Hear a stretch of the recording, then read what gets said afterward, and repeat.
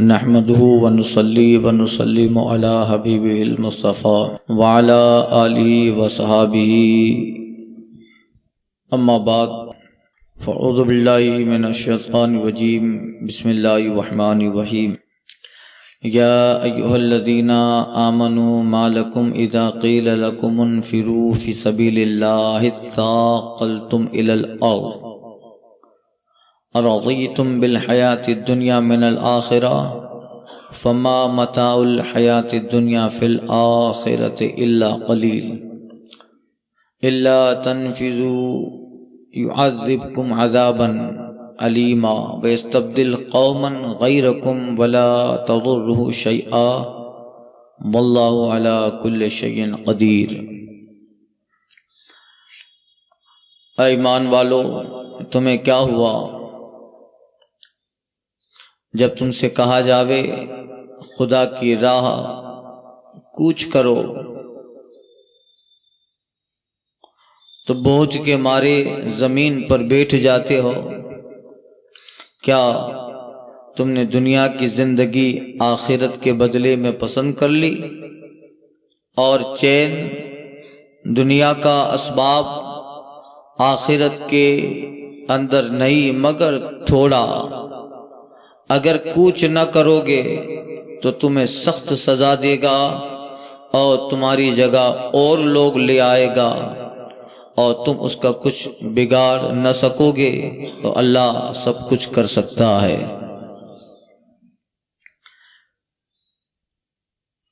پچھلی آیت پاک میں کفار کے کچھ عیوب بیان ہوئے تھے۔ یہ آیت پاک مسلمانوں کو جہاد پہ ابھارنے کے لیے ہے اور آخرت کی رغبت دلانے کے لیے۔ دنیا اور آخرت، صوفیاء کرام رضوان اللہ علیہ مجمعین فرماتے ہیں دنیا اور آخرت ایک دوسرے کے سوتن ہیں۔ دنیا چاہو تو پھر آخرت نہیں رہے گی، اگر آخرت چاہو گے تو دنیا کو چھوڑنا پڑے گا۔ دونوں میں سے کسی ایک کا سودا کرنا ہے۔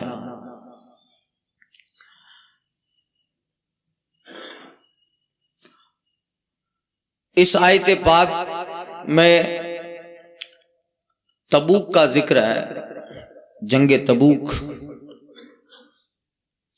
اور اس حوالے سے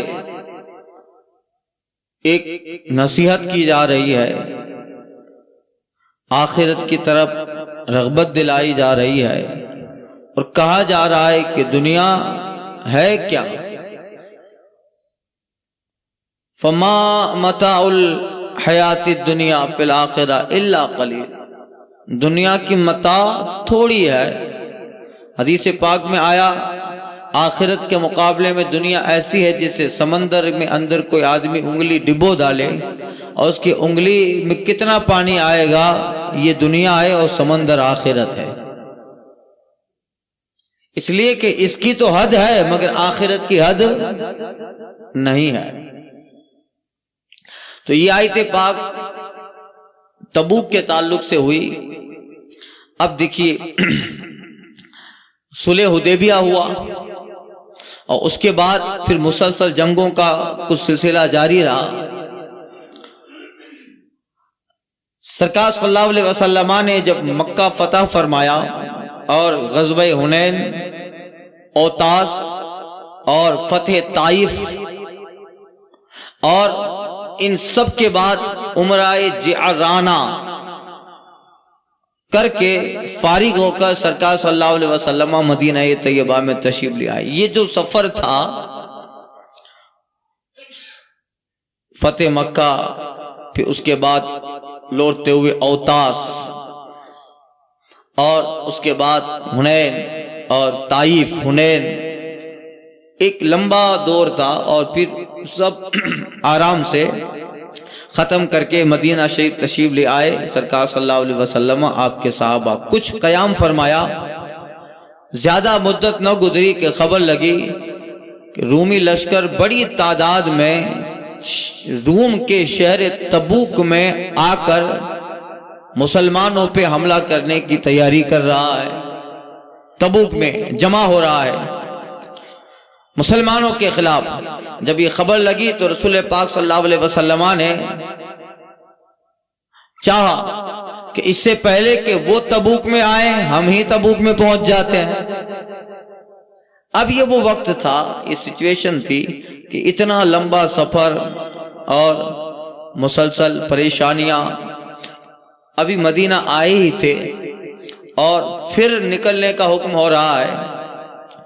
اب سرکار صلی اللہ علیہ وسلم تبوک جانے کا اعلان فرماتے ہیں اور حضور فرماتے ہیں کہ اب اس سے پہلے کہ رومی لشکر تبوک میں آئے ہم جائیں جہاد کریں.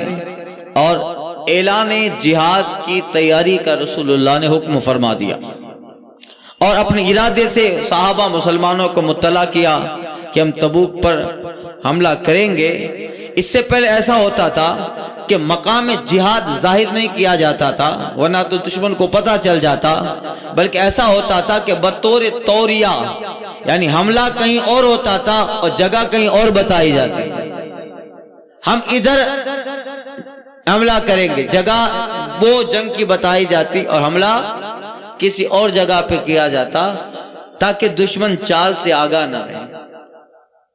یہ ہوتا تھا. مگر یہ ایسا وقت تھا کہ سب ڈیٹیل سے بتا دیا تبوک میں جانا ہے، رومی لشکر تبوک میں آنے کا ارادہ کر رہا ہے. اور اتنا لمبا سفر، تبوک مدینہ پاک سے 214 منزل قریباً 500 میل کے راستے پر، 500 میل یعنی ابھی کے اعتبار سے تقریباً 750 کلومیٹر. کتنا؟ 1 میل 1.5 کلومیٹر کا ہوتا ہے. 750 کلومیٹر کا سفر اور گرمی سخت ہے.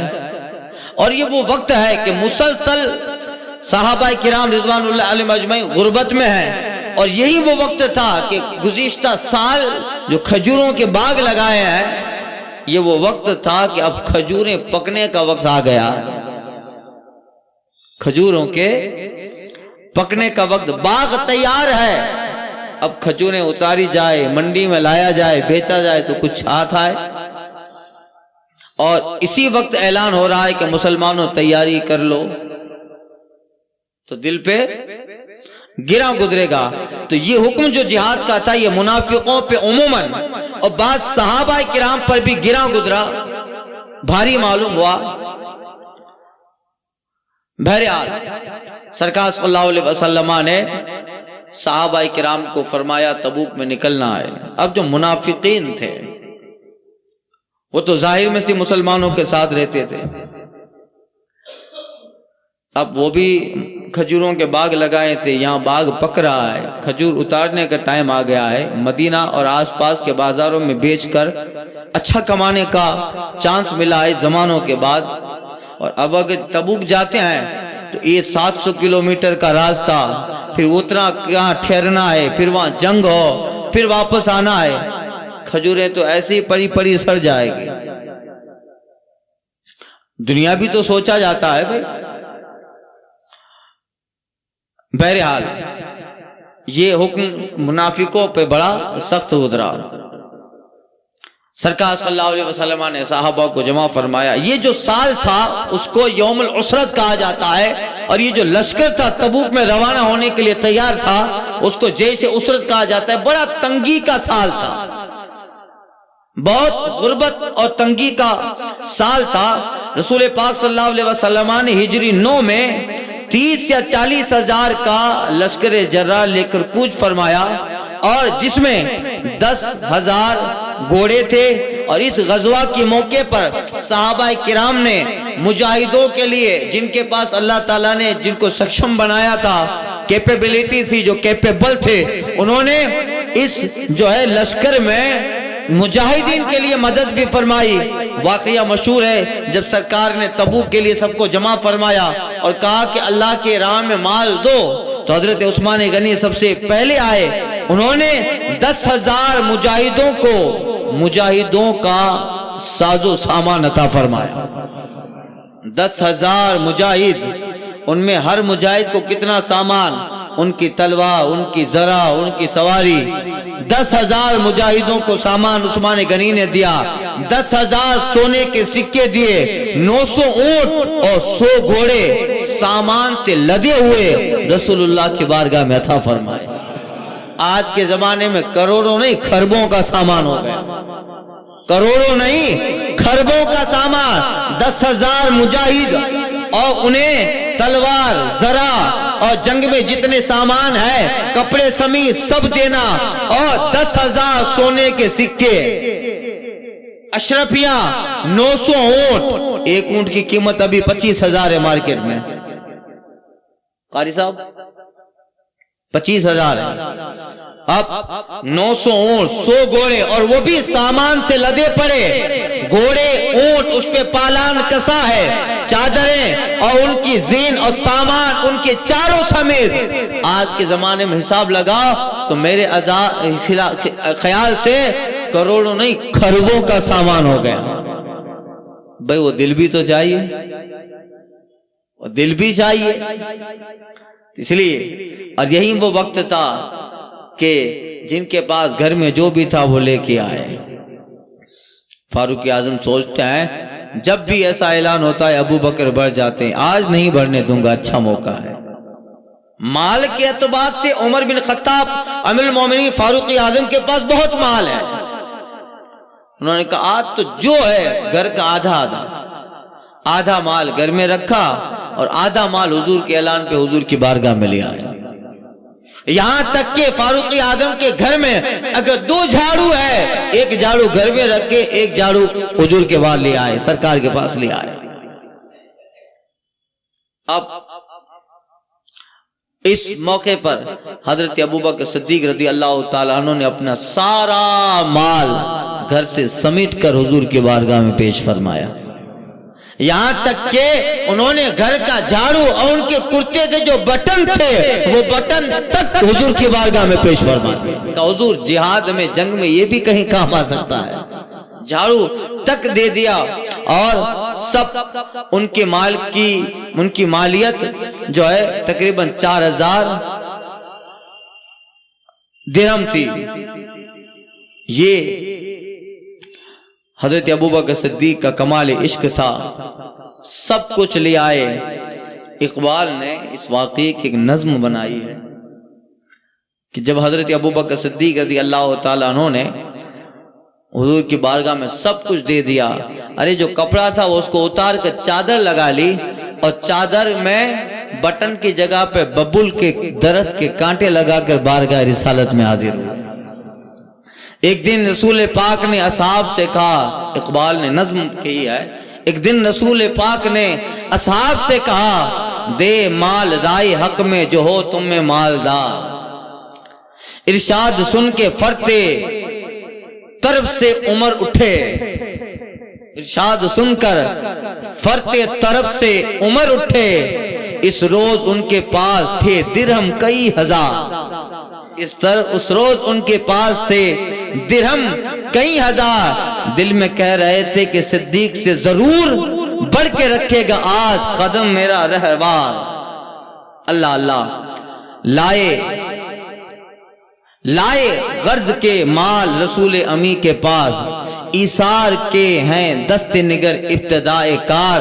پوچھا حضور سرور عالم نے اے عمر، پوچھا حضور سرور عالم نے اے عمر، اے وہ کہ جوش حق سے تیرے دل کو ہے قرار، اے وہ کہ جوش حق سے تیرے دل کو ہے قرار، رکھا ہے کچھ عیال کی خاطر بھی تو نے کیا، رکھا ہے کچھ عیال کی خاطر بھی تو نے کیا، کہ مسلم ہے اپنے خیش و اقارب کا حق گزار، مسلم ہے اپنے خیش و اقارب کا حق گزار، کی عرض نصف مال ہے فرزند و زن و حق کا حق۔ یا رسول اللہ کی عمر نے عرض نصف مال ہے فرزند و زن کا حق، باقی جو ہیں وہ ملت بیضا پہ نثار، باقی جو ہیں وہ ملت بیضا پہ نثار۔ اتنے میں وہ رفیق نبوت بھی آ گیا، اللہ اللہ سبحان اللہ، اتنے میں وہ رفیق نبوت بھی آ گیا جس سے بنائے عشق و محبت ہے استوار۔ جس سے بنائے عشق و محبت استوار لے آیا اپنے ساتھ وہ مرد با وفا سرشت لے آیا اپنے ساتھ وہ مرد وفا سرشت ہر چیز جس سے چشم جام میں ہو اعتبار ملک یمین و درہم و دینار رخت و جنس اسپ قمر سم و شتر قاطیر و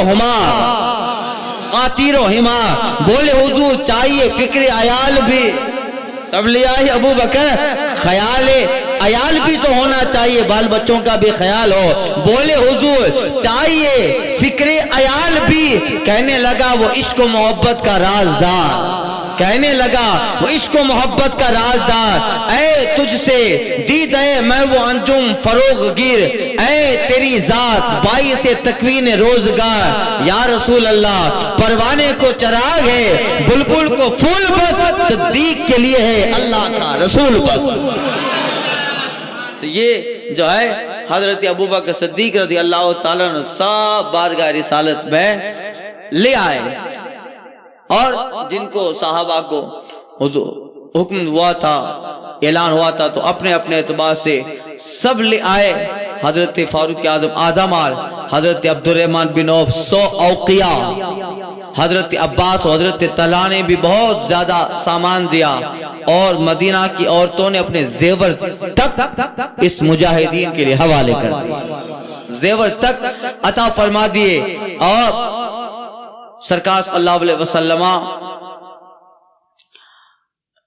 روانگی کی تیاری کرتے ہیں. حضرت مولا کائنات اور محمد بن مسلمہ انصاری کو رسول اللہ نے مدینہ میں چھوڑا کہ تم یہاں مدینے کی رکھوالی کرو. مولا کائنات اور حضرت محمد بن مسلمہ انصاری ان کو تبوک میں نہیں لے گئے یہاں رہو مدینہ رہو. علی جیسا بہادر جنگ میں نہ جائے دل کو ملال ہوگا مگر حضور جانتے تھے علی اگر جنگ ہوتی تو لے جاتے. ہمیں معلوم ہے جنگ ہونی نہیں ہے ہمیں معلوم ہے جنگ ہونی نہیں ہے اس لیے ورنہ علی کو نہ لے جائیں جنگ ہو. مگر حضور غیب داں ہیں جانتے ہیں علی اگر جنگ ہوتی تو لے جاتے. جا رہے ہیں جنگ ہونی نہیں ہے اس لیے پھر تم کو مدینہ ہی رہنا ہے. تو حضرت علی تھوڑا ملال ہوئے تھے کہ حضور بڑے بڑے مجاہدین جا رہے ہیں اور مجھے یا عورتوں بچوں میں چھوڑے جا رہے ہیں. دل میں خیال آئے گا. آقا نے فرمایا علی الا ترضى ان تکون منی بمنزلت منی موسیٰ من ہارون. اے علی کیا تو اس سے راضی نہیں ہے کہ تیرا مقام میرے نزدیک ایسا ہی ہے جیسا حضرت موسیٰ کی بارگاہ میں حضرت ہارون کا مقام تھا. اللہ انہو نبی و نبی آبادی مگر یہ کہ حضرت موسیٰ کے بعد حضرت ہارون نبی ہیں اور میرے بعد کوئی نبی نہیں ہے. طور پہ جناب موسیٰ گئے ہیں تو اپنی امت میں اپنا نائب خلیفہ جناب ہارون کو چھوڑے ہیں. اے علی میں تجھے چھوڑ کے جا رہا ہوں. جو مقام موسیٰ کی بارگاہ میں جناب ہارون علیہ السلام کا ہے علی وہ مقام میری بارگاہ میں تیرا ہے. وہ مماثلت تھی حضرت ہارون سے مولا کائنات کو اتنی نسبت ہے کہ جب بچے بھی حضرت علی کے ہاں پیدا ہوئے تو سرکار نے نام بھی شبیر و شبر رکھا کہ حضرت ہارون کے لڑکے کا یہی نام شبیر اور شبر سریانی عبرانی زبان کا نام ہے. اور اسی شبیر و شبر کو جب عربی میں لے آؤ تو بھی حسن و حسین ہوگا. یہ نسبت ہے. علی تم یہاں ٹھہرو گی اللہ اللہ. اب سرکار صلی اللہ علیہ وسلم اب اس لشکر میں عبداللہ بن ابی منافق رئیس المنافقین سردار منافقین اپنے ساتھیوں کے ساتھ روانہ تو ہوا مگر آگے ایک وادی ہے جس کو سنیت الوداع کہا جاتا ہے. سنیت الوداع سے لوٹ آیا. وہ جہاں سے لوگ لوٹتے تھے آتے تھے تو مین گیٹ تھا مدینہ کا وادی سنیت الوداع. وہیں سے استقبال کرنے کے لیے لوگ آتے تھے اور کسی کو ودا کرنا ہوتا تھا تو وہیں جاتے تھے. طلع البدر علینا من سنیات الوداع. یہی سنیت الوداع کہ طلع البدر علینا من سنیات الوداع کہ مصطفیٰ جان رحمت جب مکہ سے مدینہ آئے ہیں تو بنو نجار کی بچیاں اور اہل مدینہ حضور کے استقبال کے لیے سنیت الوداع پہ چلے اور حضور وہیں سے آئے تو انہوں نے وہ نغمہ گایا تھا آج رسالت کا آفتاب سنیت الوداع سے ہم پہ جلوہ بار ہونے والا ہے. طلع البدر علینا، وہ چاند جلوہ بار ہوگا. تو وہاں تک عبداللہ بن ابی منافق روانہ ہوا اور لوٹ گیا. اب اس جہاد میں بڑا جھنڈا رسول پاک نے جو جنگ کا علم دیا، علم بردار جنگ سرکار نے حضرت ابوبکر صدیق کو بنایا بڑا جھنڈا. حضرت زبیر کو قبیلے اوس کا جھنڈا عطا فرمایا، اسید بن حدیر کو اور دوسرا جھنڈا حضرت زبیر کو دیا، اور قبیلے اوس کا جھنڈا حضرت اسید بن حدیر کو دیا. قبیلے خزرج کا جھنڈا حباب ابن منذر کو دیا. اور یہ قافلہ چلا. اس غزوے کو منافقین گئے، مگر بعد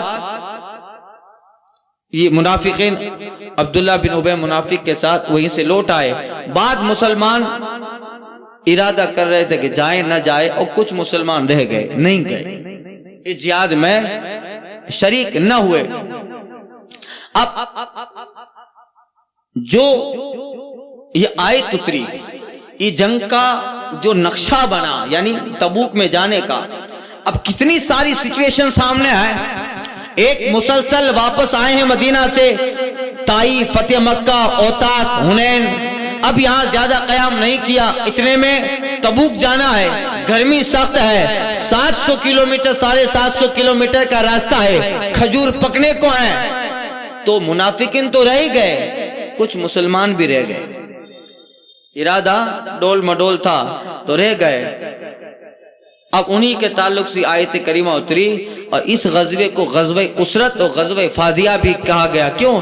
اس لیے کہ اس موقع پر مسلمان بہت تنگی میں تھے، اور جو منافق نہیں آئے ان منافقوں کو اللہ نے اپنی آیت کے ذریعہ اتنا رسوا کیا کہ ہوا وہ کہہ کر، ذالکا کہہ کر ان کے جتنے اندر کے خیالات تھے اللہ نے سب کا اظہار فرما ڈالا. اس لیے اس سورت کا نام سورہ فاضحہ بھی ہے.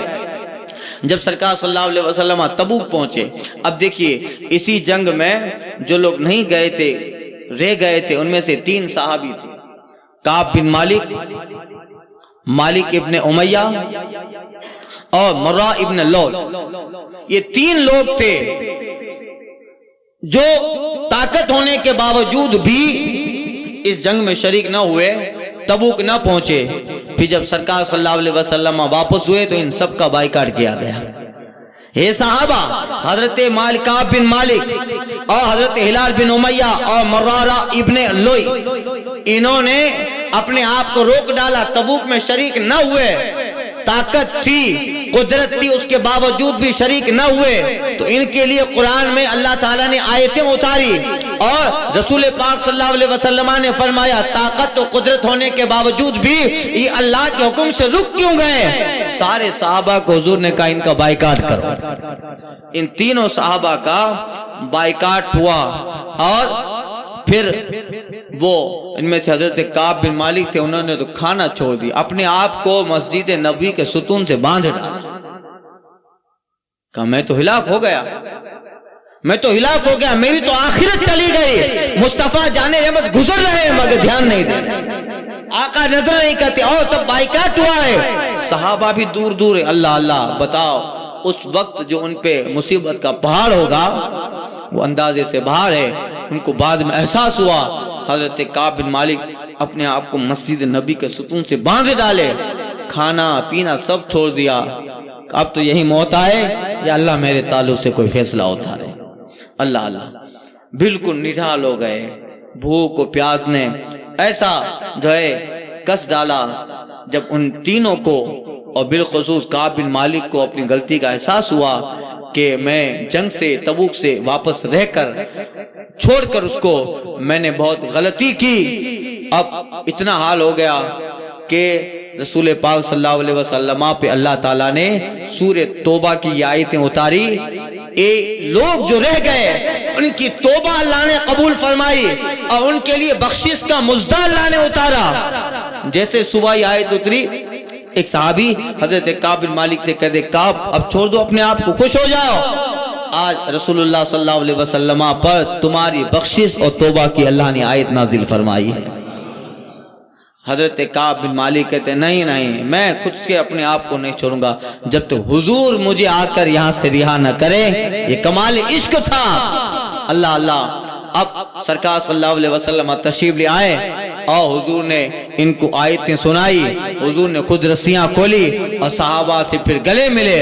اس وقت جو حضرت کعب بن مالک کا حال تھا، وہ کہتے ہیں زندگی میں جتنے غم ہوتے ہیں سب کو ملا، اور میرا غم جو تھا اس کے برابر وہ غم بھی نہیں ہو سکتے۔ آج حضور علیہ الصلوۃ والتسلیم میرے قریب سے گزرے اور آقا مجھے دھیان نہ دیں، آقا توجہ نہ کریں، اللہ اللہ، یہ اس عاشق سے پوچھئے جس کے دل میں عشق رسول ہو۔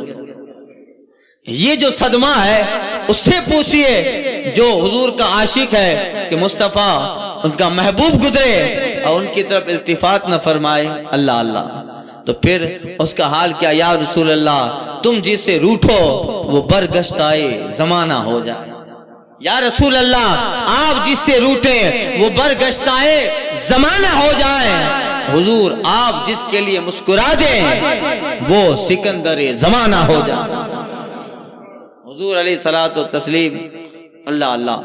اب حضرت کعب بن مالک اور یہ حضرت مالک ہلال ابن امیہ اور مرارہ ابن لئی، ان تینوں یہ جنگ سے رہ گئے۔ پھر ان کو تکلیف ہوئی، ندامت ہوئی، اپنے اس فعل پہ احساس ہوا، پھر ان کے لیے اللہ تعالیٰ نے قرآن کی آیتیں اتاری، سورہ توبہ، اور ان کی توبہ کا ذکر ہے، اسی وجہ سے اس سورت کا نام سورہ توبہ رکھا گیا، کیونکہ اس میں ان تینوں صحابہ کی توبہ کا ذکر تھا۔ اب جو ہے یہ ہوا، سرکار صلی اللہ علیہ وسلم مدینہ سے نکلے، جب تبوک پہنچے تو وہاں ایک پانی کا چشمہ تھا جس میں پانی بہت تھا، سرکار صلی اللہ علیہ وسلم نے اس میں کلی فرمائی جس سے سارا چشمہ کا پانی میٹھا ہو گیا۔ آج بھی وہ چشمہ کا پانی ہے، اس سے پانی نکلتا ہے، وہ نزدی وہاں جا کے پاٹ دیتا ہے، سیمنٹ لگا دیتا ہے، مگر اللہ کی قدرت ہے کہ سیمنٹ کو توڑ کے پانی نکلاتا ہے۔ آج بھی ہم دو لوگ جاتے ہیں، عاشق جاتے ہیں، اور اس چشمے سے صحابہ سب نے پیا، سیر ہوئے، اور اسی جنگ کے موقع پر سرکار صلی اللہ علیہ وسلم ایک وادی سے گزر رہے تھے، حضور نے فرمایا جلدی چلو، یہ وہ وادی ہے جہاں ایک نبی کے قوم نے نافرمانی کی اور اس وادی میں ان پہ عذاب آیا تھا۔ آقا فرماتے جلدی چلو، اس وادی کی طرف دیکھنا بھی عذاب شدہ قوم کی آبادی ہے، اللہ کا قہر اس آبادی میں آیا تھا، جلدی سے چلو، اس میں سے کچھ لینا بھی نہیں، اس میں سے کچھ جو ہے کچھ ٹھہرنا بھی نہیں، اور وہاں پانی کا چشمہ ہو اس سے لینا نہیں۔ ایک صحابی نے اس پانی کے چشمے سے لے کر آٹا گوندھ ڈالا تھا، حضور نے کہا یہ آٹا پھینک دیا جائے۔ یہ وہ آبادی ہے جہاں اللہ کے نافرمانوں پہ عذاب اترا تھا۔ سرکار نے کہا جلدی روانہ ہونا، یہاں کی کوئی چیز کو ٹچ بھی مت کرنا، اللہ کے قہر کی لپیٹ میں آئی تھی آبادی۔ یہ آگے بڑھے، پھر وہ چشمہ آیا، سرکار صلی اللہ علیہ وسلم پہنچے تبوک میں، ہرقل شاہ روم نے رسول اللہ صلی اللہ علیہ وسلم کا مقابلہ نہ کیا، رومی فوجیں جو آنے کے لیے تیار تھی بلکہ آ گئی تھی، تبوک میں مسلمانوں سے لڑنے کے لیے واپس چلی گئی، اور تبوک میں جنگ کی نوبت نہ آئی۔ رسول پاک صلی اللہ علیہ وسلم نے حضرت خالد بن ولید کو 400 سے زیادہ سوار دے کر کہاں بھیجا؟ دولمت الجندل کے پاس، حاکم عقید پر حملہ کرنے کے لیے بھیجا۔ نیز رسول پاک نے فرمایا اس حاکم کے پاس جاؤ اور اسے نیل گائے کے شکار ہی میں پکڑ لو۔ اللہ اللہ، حضور پہلے سے فرما رہے ہیں، حضرت خالد بن ولید گئے تو یہ حاکم عقید جو تھا وہ نیل گائے کا شکار کر رہا تھا، اور خالد بن ولید جا کے پکڑ لیتے۔ چنانچہ وہ گرفتار کر کے آئے، رسول پاک نے اس پہ کا اسلام قبول کر اس نے اسلام لانے سے انکار کیا تو رسول پاک نے اس پہ جزیہ مقرر کر دیا۔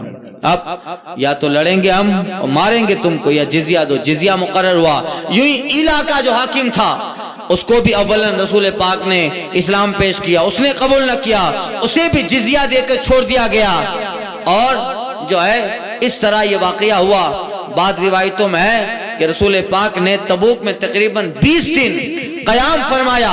اس موقع پر ایلا کا جو حاکم تھا جس کے لیے جزیہ مقرر کیا تھا رسول اللہ نے، ایلا کے حاکم نے رسول پاک صلی اللہ علیہ وسلم کو ایک سفید خچر تحفہ میں عطا کیا تھا، جو رسول اللہ صلی اللہ علیہ وسلم نے قبول فرمایا، اور حضور نے اس ایلا کے حاکم کو اپنی ایک چادر بھی عنایت فرمائی اور اس نے وہ قبول کر لی۔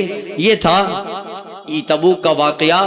اب اس واقعہ جب تبوک کی جہاد تیاری کے لیے مسلمانوں کو ابھارا، کچھ لوگوں کے دلوں پر گرا گزرا، اب اسی کا ذکر اللہ فرما رہا ہے۔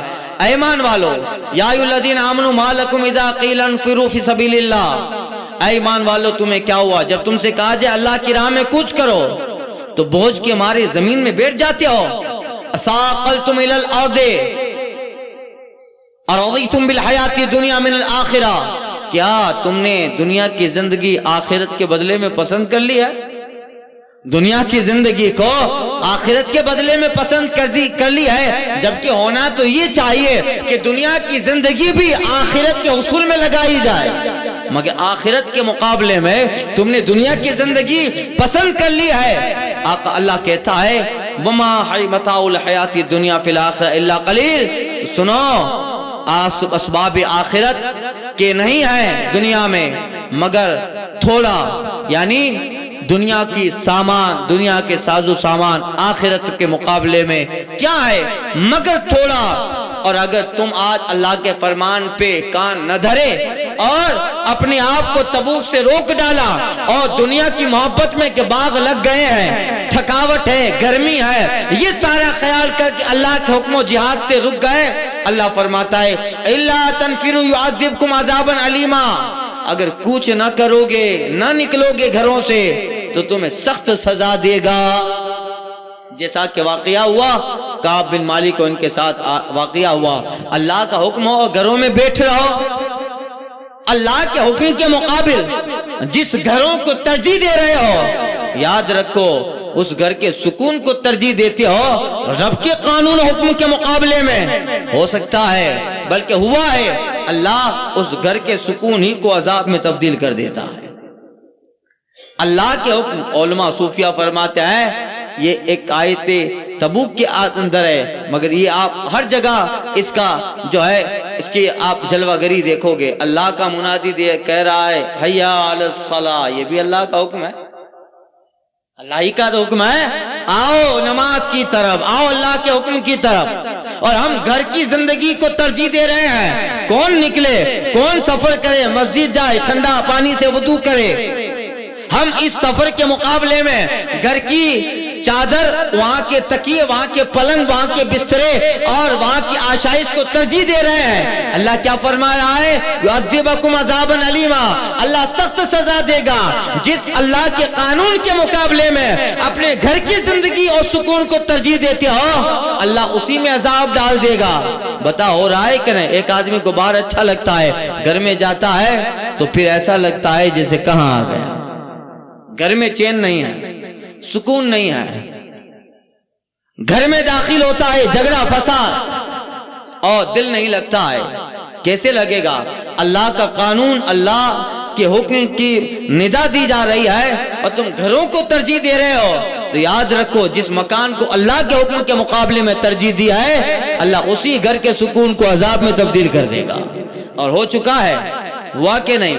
بہت سارے لوگ آ کر کہتے ہیں گھر میں جاتے ہیں تو دل گھبراتا ہے، ارے گھر تو سکون کی جگہ ہے یار، بیوی تو سکون کی جگہ ہے، وَجَعَلْنَهَا لِتَسْكُنَ إِلَيْهَا، اللہ کہتا ہے ہم نے تو تمہارا گھر، تمہاری بیوی سکون کے لیے بنایا، رب نے جسے سکون کے لیے بنایا ہے اور بندہ اس میں سکون پا ہی نہیں رہا۔ حقیقت یہ ہے کہ تم نے ان چیزوں کو رب کے لیے استعمال ہی نہ کیا، دنیا کا سکون جس میں چاہا اللہ نے وہاں تمہیں عذاب دے ڈالا۔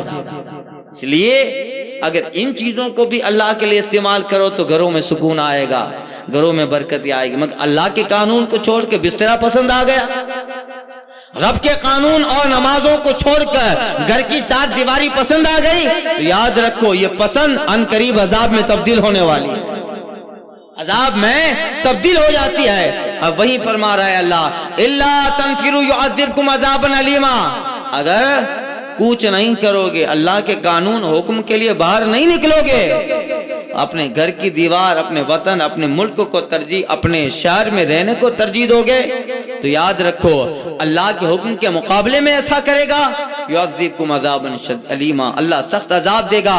اور اللہ کو کوئی ضرورت نہیں ہے کہ تم نکلو تو رب کا فائدہ ہو، رب تو نفع نقصان سے پاک ہے۔ آزمائش تمہاری ہے، یستبدل قوما غیرکم، ارے اللہ تمہاری جگہ اوروں کو لے آئے گا۔ بتاؤ جب مکہ والے سرکش ہو گئے تو اللہ نے دین کی خدمت کے لیے اہل مدینہ کو کھڑا کیا کہ نہیں کیا؟